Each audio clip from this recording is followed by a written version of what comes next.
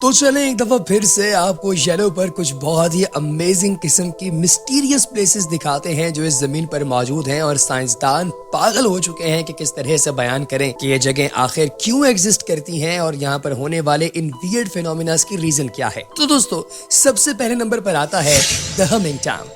दोस्तों ये इलाका मेक्सिको के अंदर पाया जाता है और ये इसलिए मारूफ है क्योंकि यहाँ पर बहुत बड़ी बड़ी सेलिब्रिटीज पैदा हुई जैसे जूलिया रॉबर्ट्स वगैरह। मेक्सिको का ये शहर बहुत ही आर्टिस्टिक है, लोग बहुत ही आर्टिस्टिक लाइफ गुजारते हैं, म्यूजिक बजाते हैं, बीड़ी पीते हैं और मजा करते हैं। लेकिन दोस्तों यहाँ की सबसे वियर्ड बात यह है कि इन लोगों को एक ऐसा साउंड सुनाई देता है जो कि न तो कोई आज तक एक्सप्लेन कर पाया है कि कहाँ से आ रहा है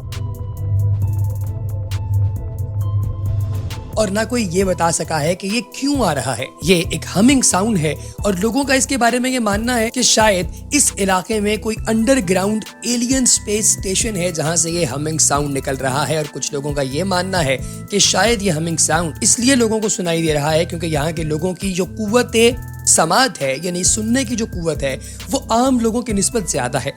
आपको क्या लगता है इसकी क्या रीजन हो सकती है, हमें कमेंट सेक्शन में जरूर बताइएगा। Number 2, Bangui magnetic anomaly. तो दोस्तों ये एक ऐसा इलाका है जो कि सेंट्रल अफ्रीका के अंदर पाया जाता है। इस इलाके को लोग बहुत ज्यादा अहमियत इसलिए देते हैं क्योंकि ये आयरन एज की हिस्टोरिकल साइट्स अपने अंदर रखता है, इसलिए दुनिया भर से लोग इसे देखने के लिए आते हैं। लेकिन यहाँ की सबसे वियर्ड बात यह है कि यहाँ पर आपका मैग्नेट इतना बड़ा फील्ड पैदा कर चुका है कि यहाँ पर कोई कंपस काम ही नहीं करती। जी हाँ दोस्तों, कंपस जिसके जरिए आप अपने आप को north south east west direction के अंदर लेकर जाते हैं वो इस इलाके के मैग्नेटिक फील्ड के सामने बिल्कुल बेयारो मददगार और लाचार हो जाती है और आपकी मैग्नेट काम ही नहीं करती। इसलिए इस इलाके के अंदर कंपस को बिल्कुल फेल समझा जाता है। लेकिन आखिर ये क्यों फेल है इसके बारे में आज तक कोई भी एक्सप्लेन नहीं कर पाया। माना कि हमारी दुनिया एक मैग्नेटिक फील्ड प्रोड्यूस कर रही है, लेकिन क्या ये पॉइंट दुनिया का सेंटर है? लेकिन दोस्तों इस बारे में अभी तक साइंसदान कुछ नहीं बता सके। आपको क्या लगता है कमेंट सेक्शन में जरूर बताइएगा। Number 3, Stonehenge. दोस्तों ये लिस्ट नामुकम्मल होगी अगर हम स्टोनहेंज की बात न करें। ये इंग्लैंड के अंदर पाए जाने वाले स्टोन्स के स्ट्रक्चर हैं जो कि तकरीबन 13 फीट ऊंचे और 7 फीट चौड़े हैं और इनका पूरा जो वजन है वो तकरीबन 150 टन है। साइंसदान इस बात को लेकर हैरान है कि आखिर किस तरह से इतनी प्रिसीजन के साथ ये बड़े बड़े पत्थर इस जगह पर रखे गए। तो इसकी एक्सप्लेनेशन देते हुए कुछ कहते हैं कि ये सूरज और चांद को अपने सामने रखते हुए उसके टाइम को बताने के लिए एक बड़ा सा क्लॉक बनाया गया है।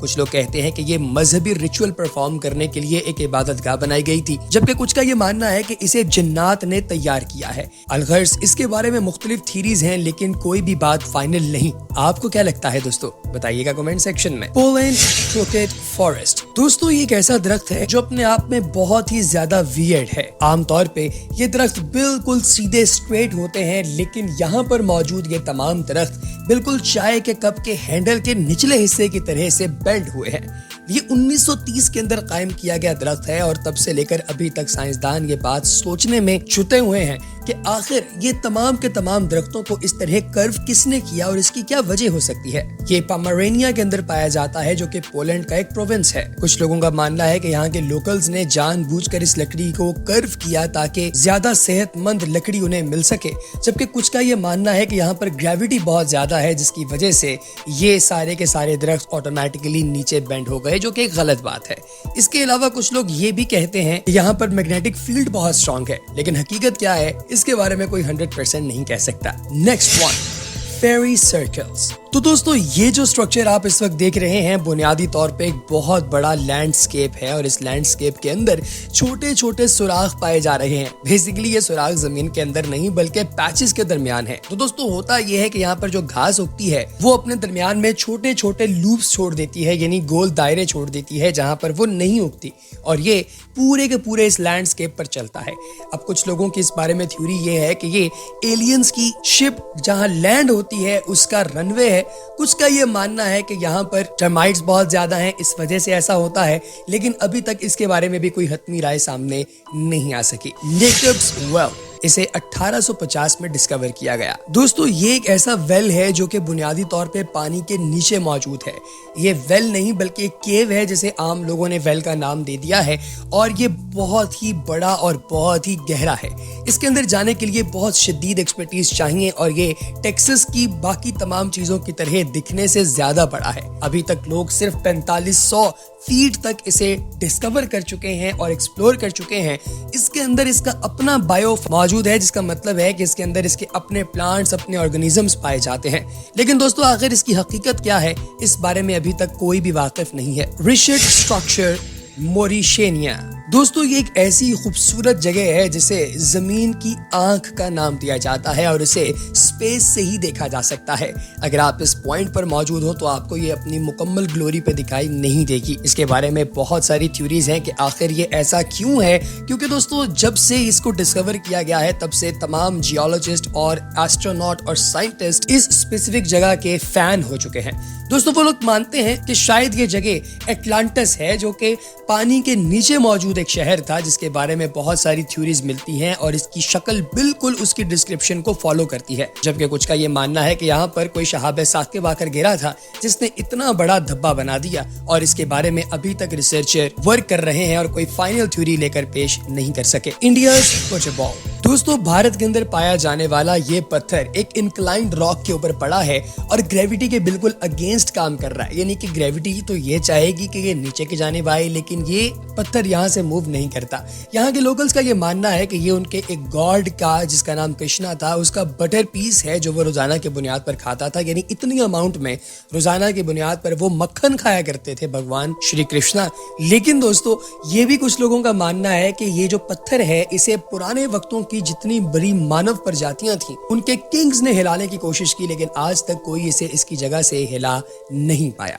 हकीकत क्या है ये तो खुदा ही जानता है, लेकिन अभी तक की ये सारी स्टोरीज हमें यही बताती हैं कि ये पत्थर वाकई कोई सुपर नेचुरल चीज है। Island of Socotra.